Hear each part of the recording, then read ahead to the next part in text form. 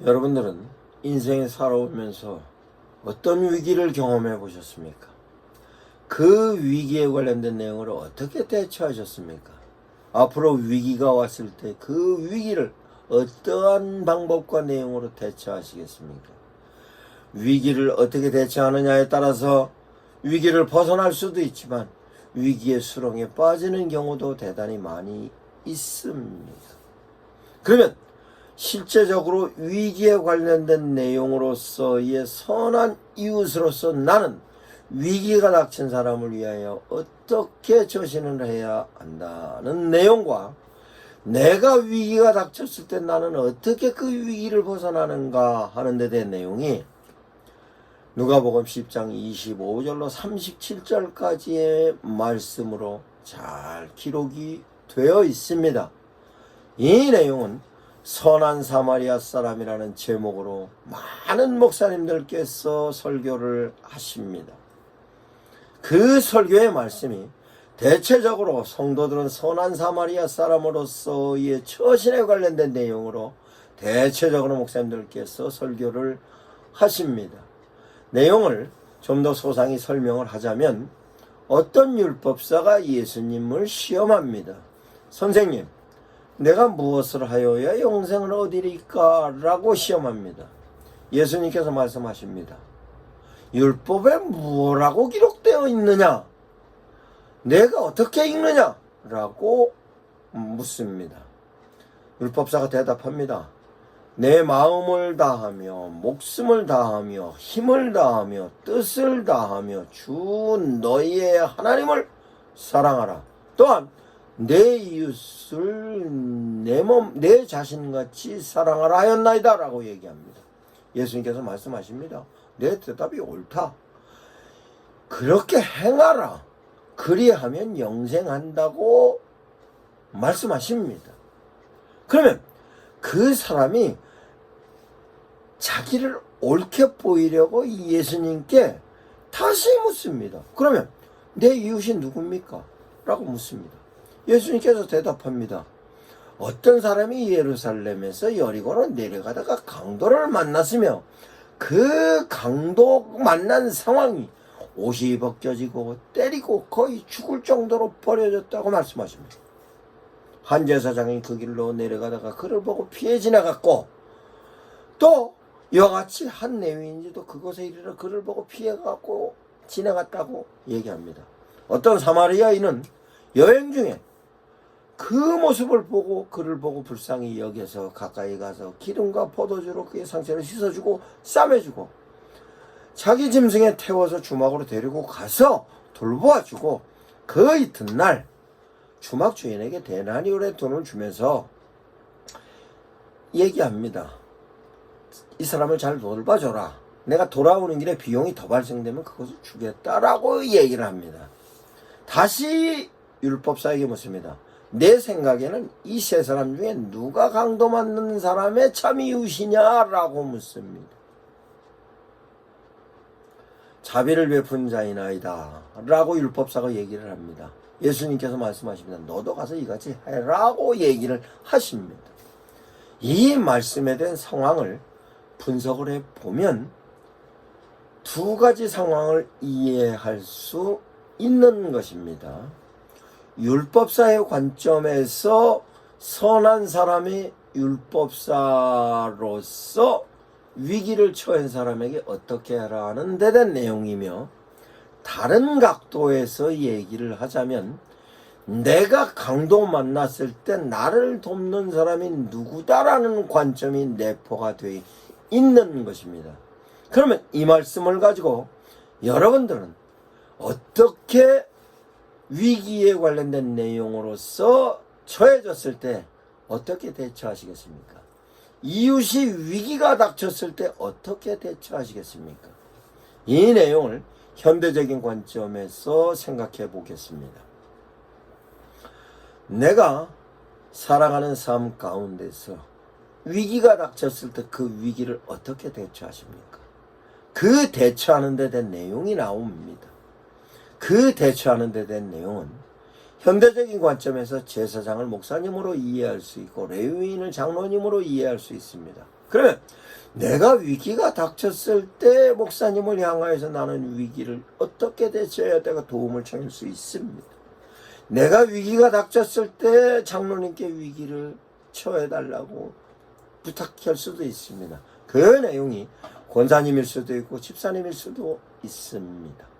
그러나 이 상황 가운데서 보면 목사님도 지내가십니다. 레위인도 지내갑니다. 그러면 이 내용을 다시 제사장이 왜 외면하고 지내갔을까? 상황을 보면 제사장은 제사에 관련된 업무를 진행하는 역할을 하고 있는 사람입니다. 레위인은 레위인으로서의 제사에 관련된 업무에 종사에 관련된 부분으로 보조적하는 역할을 하고 있는 사람이고 제사장이 레위인입니다. 그러면 실제적으로 율법에서는 제사를 지내는 가는 현장에서는 그 불손한 것을 만지면 안 된다는 것으로 말씀하고 있기 때문에 피를 흘리고 있는 그 피를 만지면 안 된다는 율법의 내용이 정리가 되어 있습니다. 그러면 제사장이 지금 현재 처해져 있는 상황이 제사에 관련된 상황이었을 때는 도와주고 싶어도 못 돕습니다. 레위인 역시 도와주고 싶어도 못 돕습니다. 어떤 경우라도 마음속에 도와줘야 되겠다는 그 우러남이 있음에도 불구하고 율법에 관련된 내용이 있으면 돕는 상황이 도울 수 없는 상황으로 되는 것입니다. 그러면 이 내용을 내가 강도 만난 사람의 입장에서 봤을 때는 내가 이렇게 위험에 처해 있는데 어떻게 목사님이 그냥 가시는가? 어떻게 장로님이 그냥 가시는가? 어떻게 집사님이 그냥 가시는가? 어떻게 권사님이 그냥 가시는가? 이와 같은 부분으로 내가 또 다른 위기에 처할 수 있는 것입니다. 그러면 실제적으로 많은 분들이 말씀을 통해서 내가 어떤 직분에 있든 어떤 위치에 있든 나는 도와야 된다는 말씀으로 이 누가복음 말씀을 이해할 수 있는 것입니다. 그러면 상황이 어떻든 간에 위기에 처해 있는 사람을 도와야 된다는 내용으로서의 내용이 그래야 내가 선한 이웃이라는 것이 정리가 됩니다. 그러나 이 말씀 가운데서 그 말씀의 핵심 키포인트보다는 보다 다른 핵심적인 키포인트가 있는 것입니다. 그러면 여러분들은 어느 상황 속에도 이웃을 향하여 외면하면 안 된다는 내용입니다.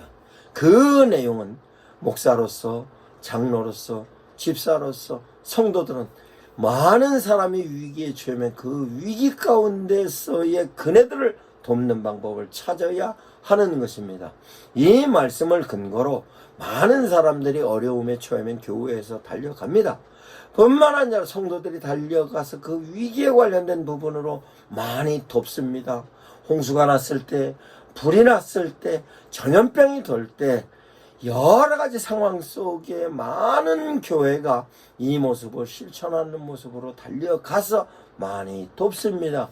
이 돕는 모습이 교회의 본질의 모습입니다. 그러나 역으로 교회가 위기에 처했다든가 성도가 위기에 처해 있다든가 아니면 본질적으로 내가 위기에 처해 있을 때 나는 어떤 자세로 주님께 향해야 되는가 에 대한 내용이 내면에 내포하고 있는 그 위기에 관련된 내용으로 너는 성도로서 어떻게 처신을 해라 하는 데 대한 내용이 기록이 되어 있는 것입니다. 다시 이 현대적인 내용으로 접근을 하자면 내가 위기가 당했습니다. 그 위기 당한 위기는 어떤 위기냐? 경제적인 위기이냐? 건강에 관련된 위기이냐?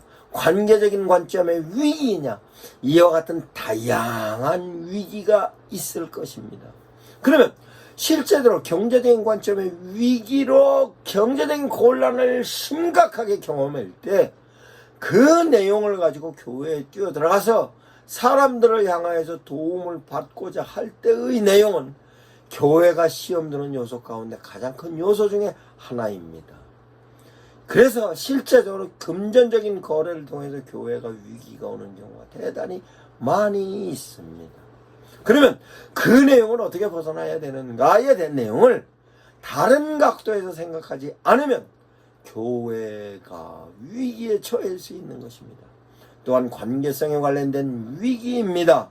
실제적으로 많은 사람들이 이해하기론 교회에 있는 사람들은 서로 사랑하는 것이고, 사랑하는 사람들은 내 이웃을 내 몸처럼 사랑하는 모습이고, 그 이웃을 내 몸처럼 사랑하는 것이 하나님을 향하여 힘을 다하고 뜻을 다하고 목숨을 다하여 그 사랑하는 그 사랑의 모습을, 이웃을 사랑하는 실천의 모습이라고 얘기합니다. 그 내용을 내 관점에서 나를 그렇게 도와야 한다고 요구를 하면 그로 인하여 교회가 시험이 들어지는 것입니다. 이 내용은 관계뿐만 아니라 경제적인 거로부터 시작해 내가 위기가 왔을 때의 교회를 바라보고, 위기가 왔을 때 목사님을 바라보고, 위기가 왔을 때 장로님을 바라보고, 권사님을 바라보고, 성도님을 바라보면 반드시 그 가운데서 시험이 든다는 내용이 상대적인 개념으로 이해할 수 있는 것입니다. 이 내용을 예수님께서 구체적으로 개념 하나하나로 설명을 하고 있고, 명제 하나하나로 설명을 하고 계십니다. 이 위기에 관련된 내용으로서, 그러면 내가 위기에 처해 있을 때 나는 어떻게 위기를 극복해야 되는가에 대한 내용을 다시 설명하겠습니다. 저의 경우로 설명하겠습니다. 저는 2015년도에 사형 선고를 받아서 석 달 산다는 진단을 받았습니다. 그 진단 가운데서의 안타까움이 있었고, 그 위기 가운데 하나님께 어떻게 이룰 수 있습니까? 라고 경험을 하였습니다. 그때 오진이었습니다. 그 오진이었을 때 그 상황을 놓고 보면 참으로 그 상황 가운데서의 오진을 통한 그 위기는 참으로 깜깜한 위기였습니다. 그 위기는 한참 제가 활동을 할 때에 받았던 위기였고, 그 위기에 대한 내용을 내가 극복해 나가는 과정에 있어서 참으로 힘들었지만 그래도 주변에 있는 사람들이 많이 위로를 해 주었습니다.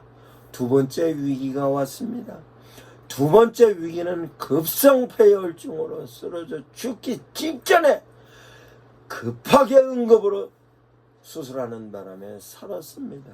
그 수술 시기를 1시간, 2시간, 3시간만 놓쳤어도 죽었다는 내용을 제가 들었습니다. 그러면 의사 선생들이 그렇게 얘기를 할 때 그 내용을 보면 첫 번째 위기가 왔을 때에 위로했던 사람들이 두 번째 위기가 오니 의아하게 생각합니다. 첫 번째 위기가 왔을 때에 내 선배 목사들, 친구 목사들, 형님 장로님들이 오셔서 위로를 했습니다만, 두 번째 위기가 오니 이게 뭔가라고 의아하게 생각합니다. 세 번째 위기가 왔습니다.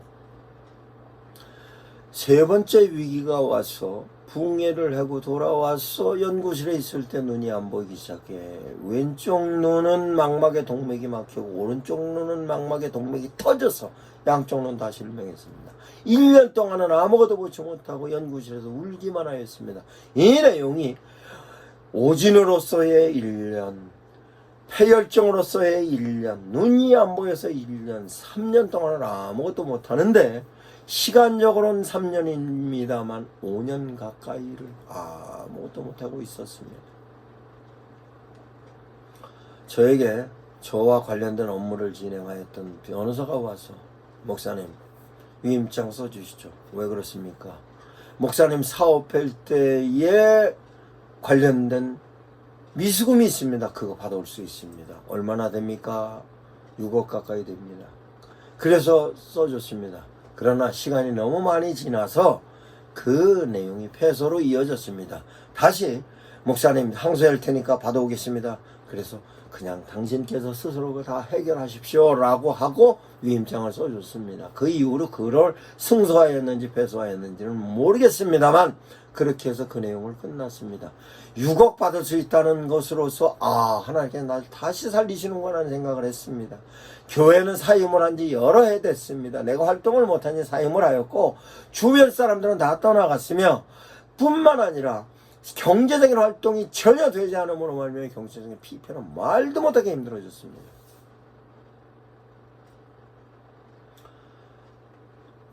패소한 날이 2015년 6월 7일 2시에 판결 났는데 졌습니다. 변호사가 저에게 와서 목사님 항소하십시오. 항소하시죠. 아닙니다. 그냥 가십시오. 라고 하고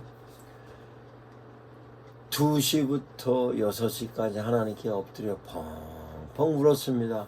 하나님, 나는 눈도 안 보이는데요. 하나님, 나는 어떻게 합니까? 하나님, 나는 어찌합니까? 하나님, 나는 어찌합니까? 하나님께서 나를 향하여 묻습니다. 내가 너에게 뭐 해주기 원하냐? 라고 했을 때 그 전에 하나님께서 나한테 보여주신 데 된 말씀의 내용은 하갈이었습니다. 하갈이 사라와 아브라함으로부터 쫓겨나서 광야에서 울고 있는 이스마엘과 함께 울고 있을 때에 주님께서 하갈의 눈물을 보시고 옆에 샘물을 비춰주셨다는 말씀이 저의 머릿속에 아주 강하게 하나님의 음성으로 들렸습니다. 4시간을 울었으니 하갈의 그 말씀을 통하여서 저에게 하나님께서는 내가 내게 뭐 해주기 원하냐고 물으시는 그 음성이 들려서 하나님, 저를 한번 다시 살려주십시오. 강단에 한번 다시 쓰게 하십시오. 책 쓰고 싶습니다. 그때 그 음성을 통해서 가라. 내가 너로 하여금 다시 뜻을 이루겠다는 확신이 왔습니다. 하나님께 엎드려서 울다가 지쳐서 그대로 엎드리다 그 이튿날 아침 새벽에 일어나서 안 보이는 눈을 더듬거리고 제 연구실로부터 우리 장로님이 계시는 그 인쇄소 출판사까지 갔습니다. 시간이 얼마나 걸렸는지 갔는지 모릅니다만 간신히 더듬거리면서 갔습니다. 그 장로님이 나를 새벽에 보고 깜짝 놀랍니다. 목사님, 어떻게 이 지경이 됐습니까? 예, 장로님, 나 이 지경이 됐습니다. 장로님이 나를 불러들여서 연구실에 그 인쇄소 응접실에 앉혀놓고 목사님, 제가 뭘 도와드려야 되겠습니까? 예, 하나님의 음성을 들었습니다. 강단에 다시 쓰고 싶다고 말씀하셨고 쓸 수 있다고 말씀하셨고 내가 책을 쓰고 싶다고 하니 장로님 나에게 말씀하십니다. 목사님, 책은 내가 쓰어드리겠습니다. 그러면 책을 목사님 써십시오. 그 책은 어떻게 씁니까? 눈도 안 보이는데. 목사님, 지금까지 유튜브에 올려놓은 영상을 갖고 제가 대필해서 쓰겠습니다. 이틀 지난 다음에 장로님이 연락이 왔습니다. 목사님, 이 내용 갖고 도저히 책을 쓸 수 있는 자료가 안 되겠습니다. 그럼 어떡합니까? 목사님, 대필하십시오. 대필 작가를 붙여줬는데 대필 작가를 통해서 쓸 수 있는 형편이 안 됐습니다. 장로님 다시, 목사님, 그러면 목사님 아이패드를 오랜 기간 쓰셨으니 아이패드의 음성으로 쓰는 기능이 있을 겁니다. 그 기능을 통하여서 말로 쓰십시오. 제가 그걸 편집하여 쓰겠습니다. 그때부터 제가 아이패드에다 깜깜하게 안 보이는 상황 속에서도 계속 아이패드 보던만 눌러서 쓰기 시작했더니 책을 쓰기 시작했습니다. 그러나 그 내용 자체가 편집하기도 힘들 뿐만 아니라 맞춤법도 맞지를 않고 내용도 맞지를 않는데 그 내용을 우리 장로님이 나한테 목사님 이런 내용입니까? 이런 내용입니까? 이런 내용입니까? 라고 매일 아침 7시 반부터 9시까지 전화로 얘기를 하든 파일로 얘기를 하든 찾아가서 얘기를 하든 그 내용을 10년 동안 이 내용을 지속하면서 제가 쓰기 시작한 것이 22권입니다. 그러면 실제적으로 내가 위기를 만났을 때 내 형님 장로님을 바라봤는가? 내가 내 친구 목사님을 바라봤는가? 내가 우리 교회 성도들을 바라봤는가? 내가 내 이웃 가운데서 저 사람들이 나를 도울 수 있는 사람인데 왜 돕지 않지? 라고 생각하면 하나님의 음성을 들을 수가 없었음에도 불구하고 하나님을 바라볼 때에 나는 어떤 모습이었는가? 책을 쓰기 시작하면서 그 장로님께 원고를 갖다 주기도 하고 장로님 부르면 택시 타고 가서 그 자리에서 내려서 장로님 만나고 옵니다. 그러면 실제적으로 내가 이런 상황 속에서 장로님의 책을 쓰고 있는데 나는 이대로 있을 수가 없었습니다. 그래서 연구실에서 나와서 장로님을 오전에 만나고 그 길로 헤어져서 아침부터 길을 걷습니다. 조금 보이는 눈 갖고 걸어가면서 교회가 있으면 문을 열어봅니다. 문을 열어봐서 문이 열리면 들어가서 목사님을 뵙고, 나를 아는 목사님은, 목사님 어떻게 이 지경이 되셨습니까? 예, 이렇게 됐습니다. 나는 전도를 가르쳤던 사람이기 때문에 목사님 전도가 어떻습니까? 라고 하면, 전도에 관련 부분으로 이런 부분이 막혔습니다. 라고 얘기하면 설명을 해주기도 하고 가르쳐주기도 하고. 그러나 교회 문 열린 교회는 많지 않았습니다. 문이 닫힌 교회는 문고리를 붙잡고 기도하고 오고, 문이 열렸으면 들어갔습니다. 그 내용을 하루에 20개 교회씩 4개월을 했더니 놀랍게도 오른쪽 눈이 조금 보이는데 눈이 실명됐습니다 라고 충남대병원에서 실명의 진단을 받았음에도 불구하고 오른쪽 눈에 빛이 약간의 비쳐서 다시 내 주치의 안과 주치의에 갔더니, 목사님 눈수술 시작해 봐야 되겠습니다. 그때부터 눈수술을 시작하여 13번의 눈수술을 통해서 한쪽 눈은 건졌습니다. 이 내용이 하나님께서 선한 사람이 아래의 사람으로 나를 붙여주시고, 그럼에도 불구하고 내가 어떤 상황 속에도 하나님을 바라보고 하나님을 향하여 달려갈 때 하나님께서는 직접적으로 손도 주셨고, 선한 사마리아의 사람을 붙여줘서도 해결되는 모습이 바로 하나님께서 누가복음 10장 25절로 37절까지의 말씀을 통하여서 역사하는 것이 지금 현재 위기 닥친 사람들을 향하여 제시하는 말씀일 뿐만 아니라, 우리 장로님은 끊임없이 목사님을 통해서 말씀을 들었을 것입니다. 내 마음을 다하고 목숨을 다하고 힘을 다하고 뜻을 다하여 주은 너의 하나님을 사랑하라. 그 사랑의 모습으로 내 이웃을 내 몸같이 사랑하라는 말씀이 장로님 말씀에 각인되어 있었을 겁니다.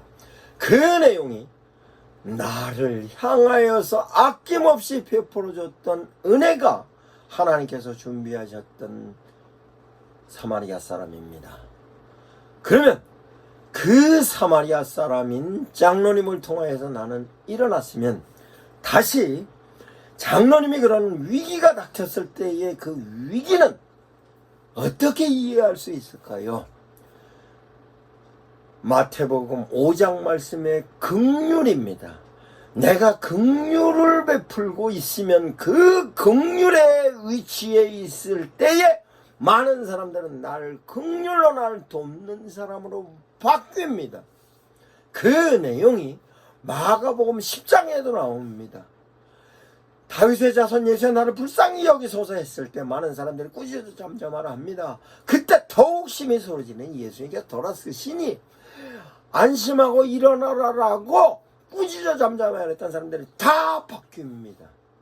이 바뀜의 모습은 사람들이 바뀌는 것이 아니라 예수님께서 바꿔주시는 거고, 그 예수님이 복음서에서는 예수님께서 직접 움직이셨지만 지금은 성령께서 움직여 주셔서 그 내용이 내가 도움을 받는 상황이 왔을 때는 많은 사람들에게 그런 울림을 줘서 나를 돕는 사람으로 바꿔놓으시고, 저 사람들이 위기가 왔을 때는 나를 하나님께서 울림을 주셔서 그 성령의 인도하심 속에 내가 돕는 사람으로 바뀌는 것이, 이와 같은 데 대한 내용이 하나님을 사랑하는 것이 이웃을 사랑하는 것이고, 이웃을 사랑하는 것이 하나님이 사랑하시는 것이다 라고 끊임없이 강단에서 선포되어지는 목사님의 메시지로 펼쳐져야 하는 것입니다. 이 내용이 한국 사회에 꼭 필요한 메시지입니다. 이 내용을 통해서 이제는 나밖에 모르고 사는 포스트 모점 시대의 아주 각박한 이 상황, 이 포스트 모더니즘 시대의 나만 알고 남은 무시하는 상황, 이런 상황 속에서 이 메시지를 통하여 하나님의 메시지가 살아서 많은 사람들에게 하나님을 사랑하는 방법과 이웃을 사랑하는 데 대한 내용이 강단에서 펼쳐지는 메시지로 성도들이 변해야 합니다. 성도들의 이웃도 변해야 합니다. 이로 인하여 대한민국의 나라가 변해야 됨에 대한 모습이 하나님께 주시는 귀한 메시지로서의 누가복음 10장 25절로 37절까지의 말씀인 것입니다. 깊은 은혜로 하나님께서 여러분을 사랑하고 계시다는 것으로 믿음으로 축복합니다.